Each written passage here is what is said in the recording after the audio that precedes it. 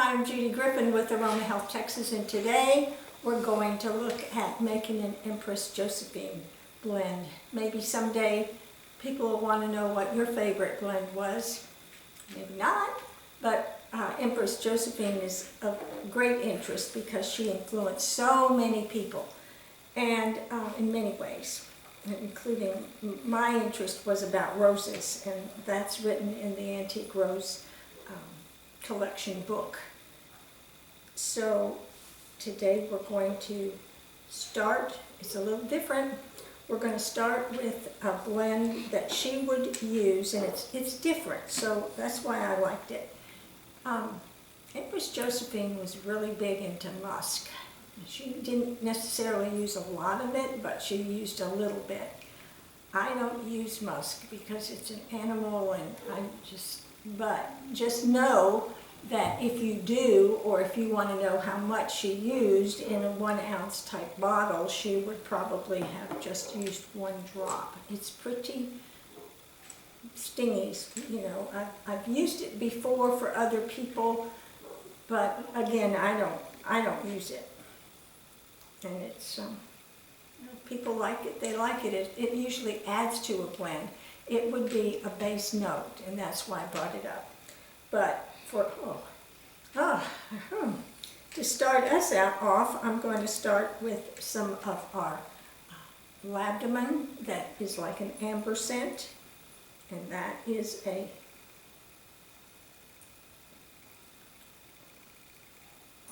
base note.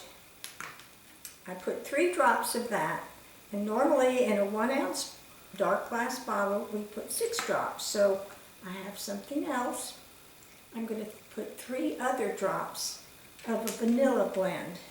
The reason I don't use vanilla, we have the real vanilla that is the absolute. It is a hard mass that you have to dilute and work with perfume alcohol, which is 200%.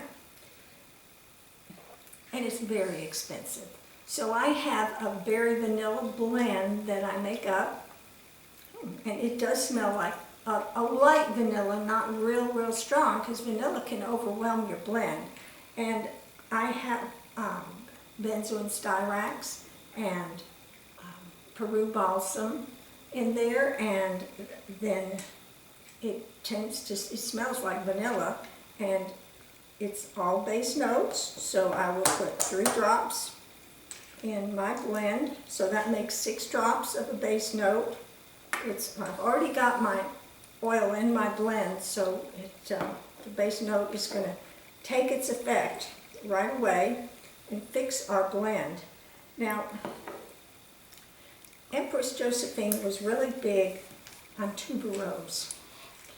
Tuberose is very expensive. Tuberose, just grow it. You will see what a scent it is. There's nothing like it, nothing like it. The first time I grew it and just smelled it, it smells more at night, but it's fantastic during the day. It just opened parts of my brain up that I didn't know were even there. So it's very strong, and it's very sweet. If you use too much, if you do use tuberose, use it sparingly, because it's got almost a cloying sweetness as an essential oil. And it takes a lot to make just a small amount of essential oil. And that's why it's not used more often, but it is used in the perfume industry, and it was used because Empress Josephine used it in her time. So we have 15 drops of what we would use as our heart note, and tuberose is a heart essential oil. It's actually an absolute. So I'm going to use 5 drops of tuberose. I just have to smell it. Oh yes. And then I'm going to use gardenia, because you may not want to use tuberose. Before you shut off the TV, know that you can use gardenia. Gardenia's DNA is the most similar plant to tuberose. So we can use that, and I thought we'd make a blend of both because, again, the tuberose isn't very expensive. Gardenia isn't cheap, but it's available. And I'm going to use 10 drops of that.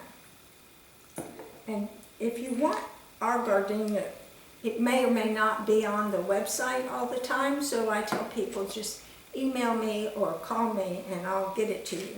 So now we have, oh yes, oh that's nice. We have a lot of floral scent, and Empress Josephine really enjoyed that. So we're going to top it with bergamot. We don't have to, we could use a lemon. The lemon itself is a little strong. So in a perfume, you might want to use Litsea, which is a flower, but it smells very like a light lemon flower. And you know, lemon flower, if you've ever smelled one, it smells great. But I'm using bergamot because I think it just makes a great difference in the blend. And we use 9 drops of that.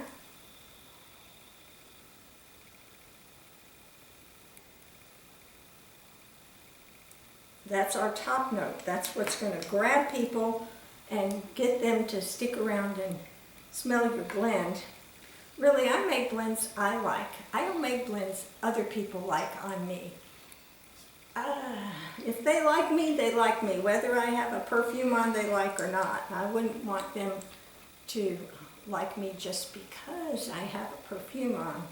Because they might find that I have a different personality than they think when they smell a light floral blend. This is really beautiful. Now, I just wanted to mention, I used my carrier oil on this, but if you want to use a 200% perfume oil, sometimes people use Everclear because it's real close and it's more available for some people. Then when you can take, let me just get one that's not going to fit on it. You can take one of these little blotter things. And this is for perfume. And if you're using the alcohol blend, you can dip this in and let it dry, and which won't take long, like a minute or so with alcohol. Then you smell it and you could tell what your perfume is going to smell like. Of course, you've already got it all made, but you could add to it if you wanted to. Now, we can try it with the alcohol blend, with the blend in carrier oil. That's my dog back there playing. Yeah, you can smell it some. You can smell it some. It's not as obvious as if you used an alcohol base, but those are things you can learn about, and keep in mind when we're using these essential oils that each one of them also has beneficial medicinal type benefits also, and sometimes I'll talk about that too, because it's good to know how it's going to affect the body.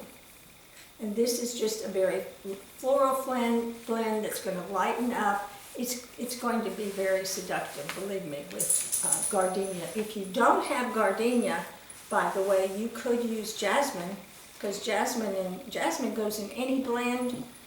Rose goes in any blend. Bergamot goes in any blend. You can't go wrong. And you can combine them in any way you choose. So if you're looking for these essential oils, we have them listed. And come over here, Mark, and tell us how to do it. We're trying to describe how to find these on our video tube, so don't shut us off yet. All right, so you'll look in the lower part of the video. It'll have descriptions and subscribe and all of those things. We'll click on the descriptions, and it'll have a list of all the ingredients that we talked about, and a link that takes you straight to our website that enables you to purchase those items. And if you don't find them then just call me or email me and tell me what you're looking for, and I'll help you out, whether you get it from me or someone else. I hope you like, subscribe, and join us back again next week. I would like to have your suggestions, and I'll see you in a little while. Bye-bye. Spring's coming.